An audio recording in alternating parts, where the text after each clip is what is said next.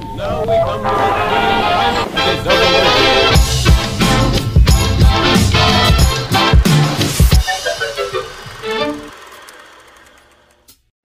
Good morning sa inyong lahat mga kamamsi!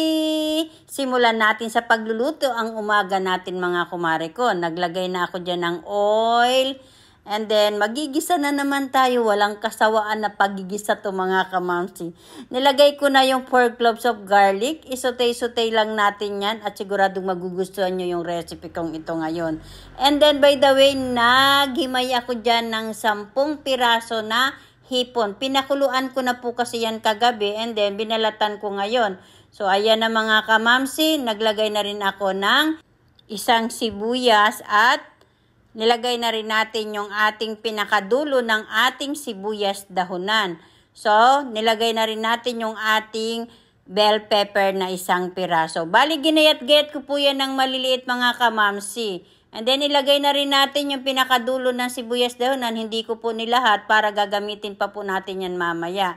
Saka natin inilagay yung 1/4 kilo na naman natin na Baguio beans. Yan po yung tira dun sa isang recipe na niluto ko mga kamamsi. Then, saka natin halu-haluin mga kamamsi ng bahagya para magsama-sama ang lahat natin na mga sangkap. Then, ilagay na natin yung tira natin na sibuyas dahunan mga kumare ko. At saka natin halu-haluin para makapagsama-sama yung mga sangkap na inilagay natin mga kamamsi. Saka natin lagyan ng pampalasa, siyempre ang ating seasoning at ang ating isang maliit na pack na oyster sauce. Saka natin to haluin mga kumare ko. Pahinaan nyo lang po yung apoy. Huwag nyo naman pong pakalaskasan yung inyong apoy mga kamamsi. And then, naglagay na rin ako dyan ng pamintang durog. Then, haluin lang natin ng bahagya. At, naglagay nga po pala ako ng 2 kutsara na sabaw ng ating pinakuluan na hipon para masarap na masarap siya. Huwag nyo masyadong lagyan ng sabaw para hindi naman maging sinabawan ang inyong gulay. So, okay na yan mga kamamsi. Half cook lang yung pagkakaluto ko sa ating Baguio beans. Saka natin ilagay at salain.